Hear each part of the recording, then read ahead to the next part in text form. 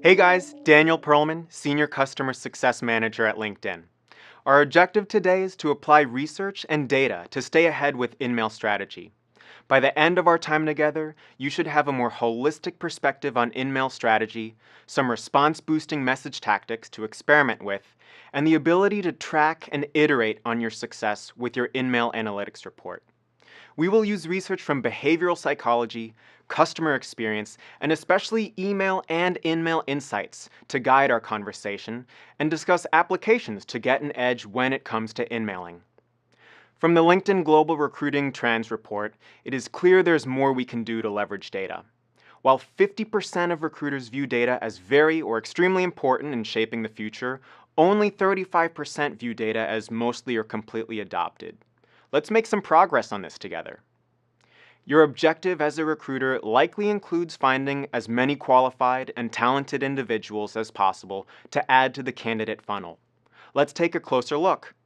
Your TA strategy is only as good as the sum of its parts, and a bottleneck within your funnel can lead to major downstream consequences. One potential bottleneck is your ability to engage talent proactively, which is where we will focus today. We often speak about recruitment as a numbers game, and while it makes sense to use data to analyze and improve our strategy, we must be careful to never think about candidates as numbers. I know this might feel counterintuitive, but it's an important point. By and large, we InMail to start conversations and build connections with people. You likely don't know your InMail recipients personally and don't know their motivations. On top of that, there are tons of recruiters trying to do the same thing you are.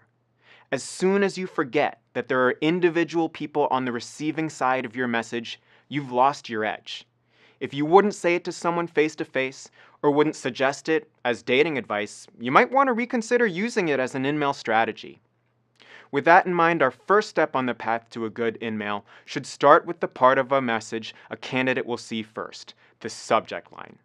Mentioning a job opportunity in your subject line seems like a natural choice.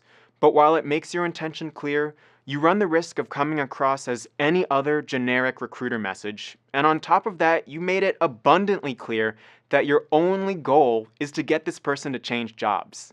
70% of LinkedIn members are not actively seeking jobs, and thinking about a new job can introduce a lot of what-ifs and questions about change that many individuals just aren't prepared for. Let's explore this more through the lens of behavioral psychology with some help from Nobel Prize-winning economist Daniel Kahneman. Kahneman research highlights that under uncertain conditions, people experience loss aversion, preferring to avoid losses rather than an equivalent gain. What does this mean for you and your recruitment efforts? You need to recognize that proposing a LinkedIn member consider a new job triggers tons of personal questions and perhaps uncertainty. What happens if I leave my current job? Will I be happy at this new job? What if things don't work out? What if I move for this job and don't like the new city? People are scared of what they might lose, and research shows that they're likely disinclined to embrace the uncertainty of a new job. This reaction to a subject line, and thus the remainder of your message, is a barrier that we cannot ignore. You might need to make an immediate hire, but overt focus on a specific role without focus on the candidate can often be a turnoff or just noise in an inbox full of other messages from recruiters. Let's take a look at two InMail subject lines. Which strikes you as more likely to be opened, regardless of whether a LinkedIn member is ready for a career change?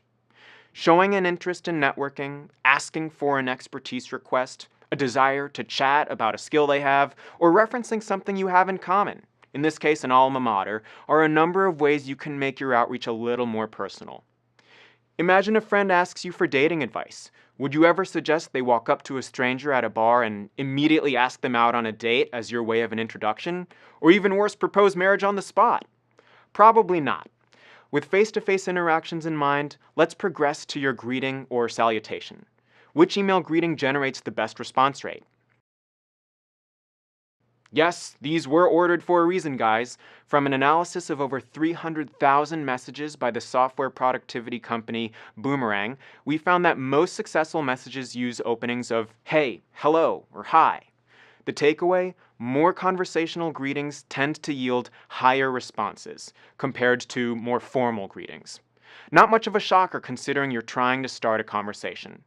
Put yourself in the candidate's shoes and think about how genuine conversations or introductions usually sound or feel. To apply this directly in LinkedIn Recruiter, always choose your salutation when sending a one-to-one InMail, a bulk InMail message, or crafting an InMail template. So we've covered subject lines and salutations. Here comes the part you might be the most curious about, and so is your friend seeking dating advice. What do you actually say? How do you stand out, avoid sounding desperate, phony, or pushy? How do you sidestep risk aversion to get someone to say yes to a conversation with you? Let's do a play-by-play together on a few InMail examples to call out the good and the bad. Okay, taking a look at this first message, right out of the gate, we can see this recruiter, Karina, is falling into the commonly used and conversation-limiting subject line, which we already talked about. We also already discussed the merits of various salutations. And then this is where things get interesting. The first sentence of your InMail. This is your time to shine. This is your elevator pitch. Keep in mind that 75% of InMail messages are read on mobile devices. Does Karina start with a bang? Looks like she's starting by introducing herself, which actually happens automatically as your profile photo, name, and title are included with your messages. And here comes my personal pet peeve. I came across your profile. Folks, obviously you came across their profile. This sentence does nothing for your cause and just takes up space. Same thing goes for the word background. It's generic, one of the easiest phrases to switch out for a job title or standout skill you see on their profile. If you scan through this message, you'll notice a very heavy emphasis on I and we instead of you. Who wants to hear someone talk all about themselves?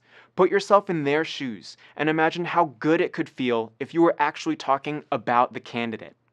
I often walk TA teams through an exercise of reading their own messages and seeing how many I's and we's pop up. Consider the impact this has on your ability to convey your value proposition of helping someone, giving something, not taking. Lastly, if your goal is to have conversations with your sought-after talent as quickly as possible, don't put up barriers between you and your potential candidate. Asking for a resume is like assigning homework. Many passive candidates might not even have updated resumes, which would make this even more of a chore if you just want them to get them engaged and talking. You're obviously vetted them enough to consider them worth InMailing. Make the first step one of building a relationship and ask for a resume once the door has opened. Let's look at this through the lens of customer experience. Imagine going to a great restaurant, enjoying a fantastic meal with wonderful service, but then receiving the wrong dessert, and then the bill for the next table to yours. How would you describe your experience the next day to a friend? On the other end of the customer experience spectrum, a top-performing airline focused on customer satisfaction has their flight attendants say goodbye to premium cabin passengers by name as they deplane. They memorize the names of their customers to provide a personalized experience. Not only is closing on a strong note key, but also demonstrates any one misstep in part of your message can turn off your potential candidate. So what happens when we adjust our message tactics to be more focused on developing a true connection and conveying our real value proposition? With a few personalized callouts, taking a softer approach on the specific role to gauge interest, and providing a feeling of actually trying to offer help, we come up with a very different tone. I know this might seem like a lot of work to personalize each InMail to this degree, but take a look at how easily you can turn this into a template, purposefully entering space to reference specific type of experience you see on their profile, their employer, their school, maybe a relevant LinkedIn group you're both members of. You can still create a thoughtful tone while seeking efficiency and scale. And while you may spend slightly more time on each InMail, this is a play about making you work smarter, not harder. Note, you could also experiment with templates at slightly more scaled levels. For example, a template to recruit people from school A, and another template to recruit people from school B, maybe different templates for people working at different companies. With all these ideas in mind, don't forget though that LinkedIn Recruiter gives you spotlight filters at the top of your search to help even more with your response rate. Think of these as InMail response boosting buttons, allowing you to tap into behavioral data of our members with more likely to respond, explicit intent with candidates open to new opportunities, members interested and engaged with your organization, with engaged with talent brand, and members who voiced interest in your opportunities in the past, with past applicants. Armed with these new perspectives and strategies, it is up to you to start experimenting. The good news is your InMail Analytics report makes it easy to get instant feedback on what's working and what's not. Whether analyzing the performance of various spotlight filters, responsiveness by company, school, and perhaps my favorite, templates. Save templates with recognizable names so that you can track performance over time and iterate on your success. So what can we apply from today? Remember, leverage easy opportunities to make Personalize from beginning to end. Make sure you are candidate focused. Stand out from the noise. Avoid the generic and the filler buzzwords. Make it easy for them to respond yes by avoiding homework assignments. Lastly, figure out what works for you by leveraging InMail Analytics. Once again, this is Daniel Perlman. Let's go start some conversations and get that talent in the door.